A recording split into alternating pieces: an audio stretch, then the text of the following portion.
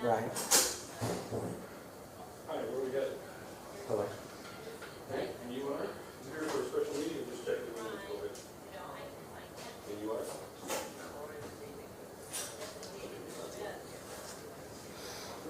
There.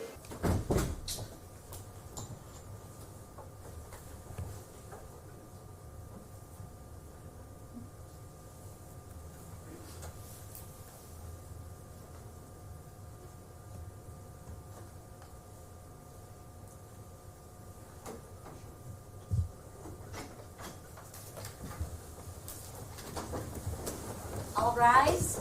The Geauga County Court of Common Pleas is now in session. The Honorable Carolyn J. Paschke presiding. Good morning, you can be seated.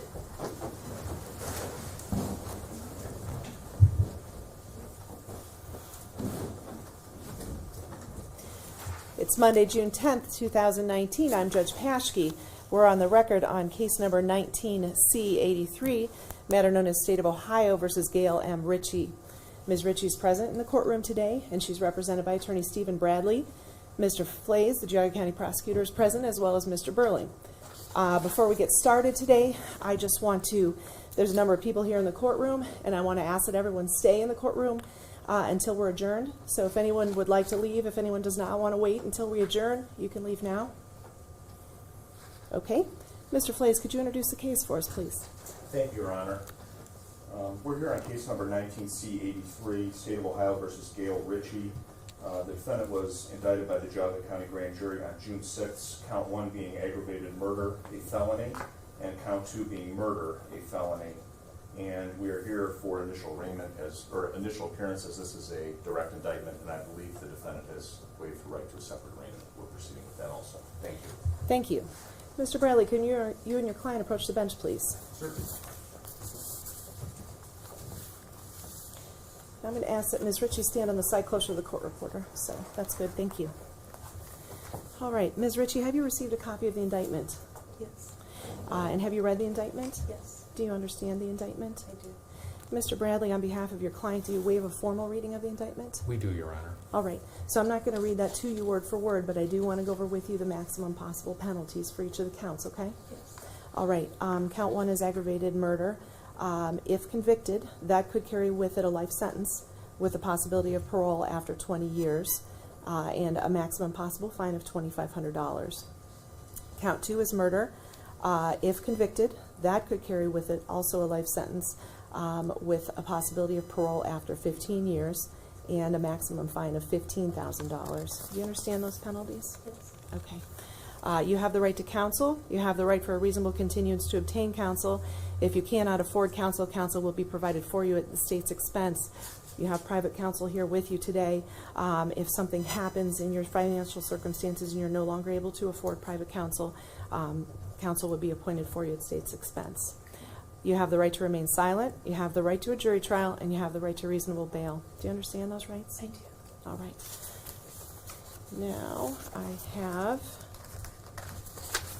You have something, Mr. Place? Yes, Your Honor. With the aggravated murder, it's a potential $25,000 fine is the maximum. Oh, did I misspeak? Yes, you did. I Sorry. apologize. You understand that correction that Mr. Fleisch just made? Yes. Okay. All right, I have the designation of trial attorney here that is filled out by Mr. Bradley. So we have that. And I have here, Ms. Ritchie, a waiver and request form. This indicates that you understand you cannot be called upon to enter a plea at your initial appearance, but that you're waiving a separate arraignment and requesting to enter a plea of not guilty at this time. Is that correct? Yes? Okay. And I'm going to show you the form. Is that your signature toward the bottom? Yes. All right. Okay, so I'm going to accept your plea of not guilty, and we're going to assign a judge to your case, okay? Judge David M. Andre. Okay, your case has been assigned to Judge Andre, which means your future hearings will be upstairs on the second floor in front of Judge Andre. Okay? All right, you can go back to your seats now.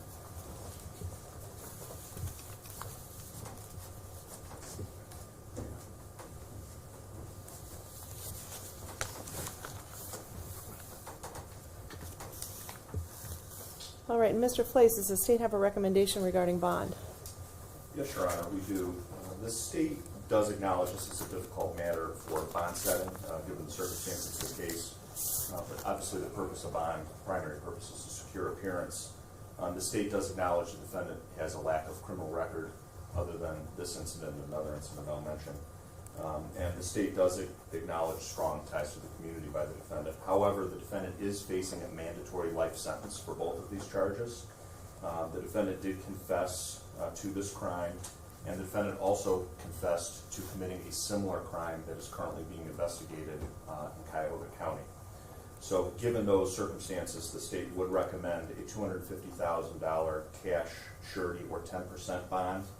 And if the defendant does post bond, that she be ordered to have GPS location tracking at her cost, at the defendant's cost, pretrial release with weekly contact with the pretrial release officer, that she not be permitted to leave Ohio, and that she surrender a passport if she does indeed have a passport. Thank you. Thank you. Mr. Bradley? Judge, as Mr. Flays pointed out to you, the primary purpose of bond is to ensure her appearance at all subsequent stages of these proceedings. And as he points out, there's unusual circumstances. In this case, the offense conduct relates back some 26 years. She has long-standing ties to the community. She's married, her husband's in the back of the courtroom, fully supports her in this case. She has children, she owns a home, she has extended family in the area. She does not have a passport. They certainly have means, but somewhat limited means when you consider they need to pay for a defense here. And I would suggest that a $250,000 bond would do nothing more than create a financial hardship to Ms. Ritchie. So we would ask you to consider something along the lines of a $50,000 bond. When you take into consideration the conditions of bond that the prosecution has proposed, GPS monitoring, regular contact with the probation department, etc., together with, for example, a $50,000 surety or 10% bond, that would more than adequately ensure her appearance at all subsequent stages. I would also note that she was arrested having left my office to consult about possible representation before she, of course, knew that there was a warrant for her arrest. The point being is that, you know, she was preparing to retain counsel and deal with these charges. And that's certainly a clear indication that it's not her intentions to go anywhere. She's going to stay where she's been her entire life and deal with these charges. So we would ask you to consider something more along the lines of a $50,000 10% bond.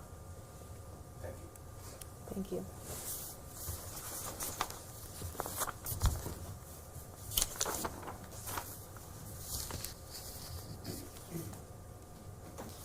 All right, I'm going to set bond at $250,000, 10%.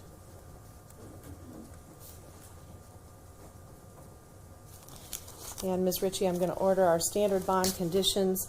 You're ordered not to possess or consume alcohol or drugs unless prescribed by an MD, a DO, or a dentist. You're ordered not to enter bars or places where alcohol is served as a primary source of income.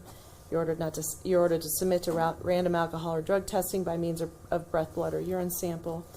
You are ordered to report to pretrial release immediately after this hearing and one time per week, either in person or by phone, as a pretrial release officer directs.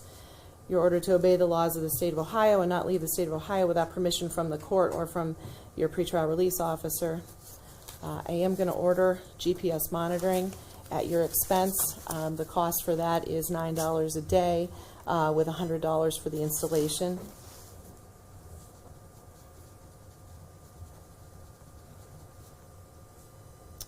I heard Mr. Bradley indicate that you don't have a passport. In the event that's not the case and you do, you are ordered to surrender your passport.